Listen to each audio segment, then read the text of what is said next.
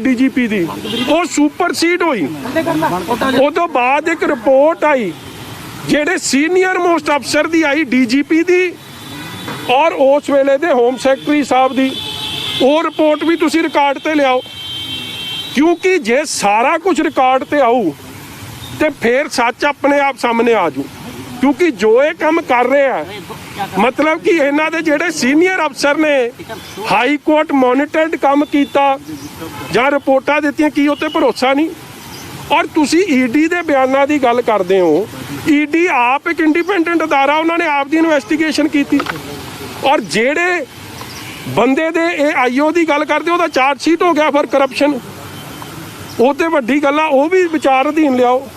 और उसके बाद ईडी ने आप दी स्टेटस रिपोर्ट एजी मसीह साहब दी बेंच अगे दित्ती है। ते जे तुसी SIT सियासी करन तो उत्ते उठ के सही पक्ष रखना चाहती है, फिर बड़ा जरूरी है कि ये सारी चीज़ां विचार के फिर सामने कोर्ट के अगे रखन ते सच की जित होगी, सच सामने आऊगा। और जेड़ा इनडिस्प्यूटेबल फैक्ट्स ने, लोअर कोर्ट के फैसले, हाई कोर्ट के फैसले, इंक्वायरियां, ये किसी तो लुकी छुपियां तो है नहीं। इसलिए ये लंबी चौड़ियां फुली कोऑपरेशन का मैं विश्वास दवाया। और मैं इन्हों किताब का नंबर भी देता, क्योंकि हाई कोर्ट के ऑर्डर सन कि जो जो ऑर्डर सी उसकी पूरी पालना की जाए। ठीक है जी, थैंक यू। कुछ और डायरेक्शंस दित्तियां गई यार इस तरह है, एक मिनट आ जा यार, एक मिनट।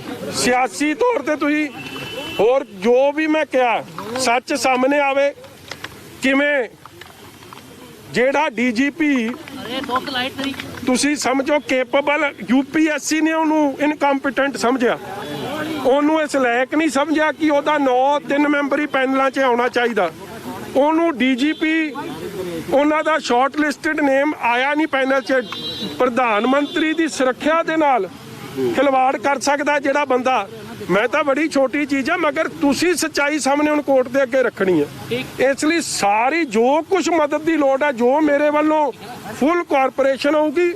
और ये सियासी साजिश पिछे कौन सी, किवें मीटिंग चन्नी साहब के घर च होंदियां सी, किवें होम मिनिस्टर सुखी रंधावा जीरा MLA उत्थे हाजिर रहिंदा सी, किवें आदेश दिते जांदे सी। एक इन्वेस्टिगेशन हुंदी है, पुलिस फ्री एंड फेयर करे। एक होवे कि तुहानूं CM दस्से कि आ देना ही देना परचा, क्योंकि ऐलान तो पहला हो रहे सी, वो भी लियाओ सामने कि वो सारे रिकॉर्ड सील करो, इन्हां दे मोबाइल रिकॉर्ड्स और सारी CCTV रिकॉर्डिंग जिथे जिथे अड अड थावां ते ये मीटिंगां होईयां ने, ये भी लियाओ सामने। हाँ जी, तो भरा थोनू पहला पता लगू, मैनू मगरों पता लगू।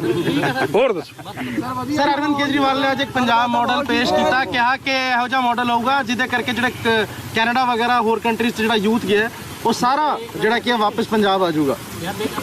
मेरा वीर, केजरीवाल साहब नूं 7 साल हो गए दिल्ली, और दिल्ली दे च इहो जिहा कोई मॉडल नहीं पेश होया कि जिहड़ा पंजाबी कनेडा जान तो रुक गया। जे एडा वधिया मॉडल होंदा ते दिल्ली चले जांदा, मापे भी खुश रहिंदे कि न्याणा साडे नेड़े आ। एक न्याणे नूं 15 नटवर लाल दा मॉडल समझिओ, ये असली मॉडल नहीं है। पंजाबियां दा मॉडल, मेरी बेनती सुन लो, पंजाबियां दा मॉडल अपने किस्म दा, और पंजाबी आप दा मतलब ये तो मॉडल आप दा पेश करते हैं। ये केजरीवाल की समझू पंजाब दी मॉडलों दी गल्लां। साहब ने भी एक मॉडल पेश किया, पीछे कोई किसी पॉलिटिशियन दी तस्वीर नहीं सी, सिर्फ सिद्धू ते गांधी परिवार की। हुण सिद्धू जिहड़ा अच्छा मैं थानू गल दस्सां, ठोको ताली दा तां इक्को मॉडल है।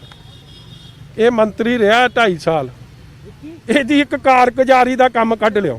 देखो बंदा आपदे कम्मां नाल जाणिया जांदा, as minister zero performance, power ministry मिली तो छड्ड के महकमा छड्ड के भज गया। जे मॉडल ਤੁਹਾਨੂੰ ਕੀ ਲੱਗਦਾ? ਰਾਣਾ ਗੁਰਜੀਤ ਨੇ ਦੱਸਤਾ कि ये साडा मॉडल नहीं है, ठोको ताली का मॉडल है, ये खटारा मॉडल है, फेल मॉडल है, बकरी मॉडल है, मैं करने वाला। विक्रम मजीठिया इत्थे पहुंचे ने ते करीब 2 ਤੋਂ 2.5 घंटे की पुछगिछ तो बाद इत्थे पहुंचे ने मजीठिया ते ਉਹਨਾਂ ਨੇ ਦੱਸਿਆ ਕਿ ਜਿੰਨੀ ਵੀ ਕੋਆਪਰੇਸ਼ਨ ਦੀ ਗੱਲ ਕੋਈ ਹੈ, ਉਹਨਾਂ ਦੇ ਫੋਨ ਨੰਬਰ ਹੋਰ ਜਿਹੜਾ ਵੀ SIT ਵੱਲੋਂ ਸਾਰੇ ਜਿਹੜੀ ਚੀਜ਼ਾਂ ਹੈ ਉਹ ਦੱਸੀ ਗਈਆਂ ਉਹਨਾਂ ਨੂੰ, ਤੇ ਕਈ ਸਵਾਲ ਜਵਾਬ ਸੀਗੇ ਉਹਨਾਂ ਵੱਲੋਂ ਵੀ ਕਿਹਾ ਗਿਆ ਕਿ 2013-14 ਇਹ ਜਿਹੜਾ ਕੇਸ ਹੈ ਉਹਨਾਂ ਦੇ ਵਿੱਚ ਹੁਣ ਕਿਸੇ ਵੀ ਤਰ੍ਹਾਂ ਦਾ ਉਹਨਾਂ ਦਾ ਕੋਈ ਨਾਂ ਨਹੀਂ ਸੀਗਾ, ਲੇਕਿਨ ਇੱਕ ਵਾਰ ਫਿਰ ਉਹਨਾਂ ਨੂੰ ਫਸਾਉਣ ਦੀ ਜਿਹੜੀ ਕੋਸ਼ਿਸ਼ ਕੀਤੀ ਜਾ ਰਹੀ ਹੈ, ਹੋਰ ਉਹਨਾਂ ਦਾ ਨਾਂ ਦੇ ਕੇ ਇੱਕ ਸਾਜ਼ਿਸ਼ ਦੇ ਤਹਿਤ ਉਹਨਾਂ ਨੂੰ ਫਸਾਇਆ ਜਾ ਰਿਹਾ ਹੈ। ਤੇ ਲਗਾਤਾਰ ਕਰੀਬ 11 ਵਜੇ ਤੋਂ ਲੈ ਕੇ ਹੁਣ ਤੱਕ ਇਹ ਸਾਰੀ ਉਹਨਾਂ ਵੱਲੋਂ ਕਿਹਾ ਗਿਆ ਕਿ SIT ਨੂੰ ਕਿਹਾ ਗਿਆ ਹੈ ਕਿ ਪੂਰਾ ਇੱਕ ਟਰਾਂਸਪੇਰੈਂਟ ਤਰੀਕੇ ਨਾਲ ਇਨਵੈਸਟੀਗੇਸ਼ਨ ਕੀਤੀ ਜਾਵੇ, ਕਿਉਂਕਿ ਇੱਕ ਸਾਜ਼ਿਸ਼ ਦੇ ਤਹਿਤ ਇਹ ਸਾਰੀ ਚੀਜ਼ਾਂ ਹੋਈਆਂ, ਇੱਕ ਸਾਜ਼ਿਸ਼ ਦੇ ਤਹਿਤ ਇਹ ਪਰਚਾ ਹੋਇਆ ਤੇ ਨਵਜੋਤ ਸਿੰਘ ਸਿੱਧੂ ਤੇ ਵੀ ਉਹਨਾਂ ਨੇ ਨਿਸ਼ਾਨਾ ਸਾਧਿਆ। ਉਹਨਾਂ ਨੇ ਕਿਹਾ ਕਿ ਇੱਕ ਪੂਰੀ ਸਾਜ਼ਿਸ਼ ਦੇ ਤਹਿਤ ਇਹ ਪਰਚਾ ਹੋਇਆ, ਜਿਹਨੂੰ ਲੈ ਕੇ ਹੁਣ ਇਹ ਸਾਰਾ ਕੁਝ ਕੀਤਾ ਜਾ ਰਿਹਾ। ਹਾਲਾਂਕਿ 11 ਵਜੇ ਤੋਂ ਲੈ ਕੇ ਹੁਣ ਦੀ ਤੱਕ ਦੀ ਜਿਹੜੀ ਇਨਵੈਸਟੀਗੇਸ਼ਨ ਹੈ ਉਹਦੇ ਵਿੱਚ ਕਈ ਸਵਾਲ ਜਵਾਬ ਜਿਹੜੇ ਹੈ ਉਹ ਵਿਕਰਮਜੀਤ ਸਿੰਘ ਮਜੀਠੀਆ ਕੋਲੋਂ ਪੁੱਛੇ ਗਏ। ਹਾਲਾਂਕਿ ਉਹਨਾਂ ਵੱਲੋਂ ਵੀ ਕਿਹਾ ਗਿਆ ਕਿ ਕਈ ਚੀਜ਼ਾਂ ਨੇ, ਕਈ ਜਿਹੜੇ ਇਹ ਸਾਰੇ ਇਨਵੈਸਟੀਗੇਸ਼ਨ ਦਾ ਮੈਟਰ ਹੈ ਜਿਹਦੇ ਵਿੱਚ ਹੁਣ ਅੱਜ ਪੁੱਛਗਿੱਛ ਕੀਤੀ ਗਈ ਹੈ। ਤੁਹਾਨੂੰ ਦੱਸ ਦਈਏ ਕਿ ਵਿਕਰਮਜੀਤ ਸਿੰਘ ਮਜੀਠੀਆ ਸਿੱਧੂ ਤੇ ਨਿਸ਼ਾਨਾ ਜਿਹੜਾ ਉਹ ਸਾਧ ਕੇ ਗਏ ਕਿ ਕਿਸ ਤਰ੍ਹਾਂ ਉਹਨਾਂ ਨੂੰ ਫਸਾਉਣ ਦੀ ਕੋਸ਼ਿਸ਼ ਕੀਤੀ ਜਾ ਰਹੀ ਹੈ।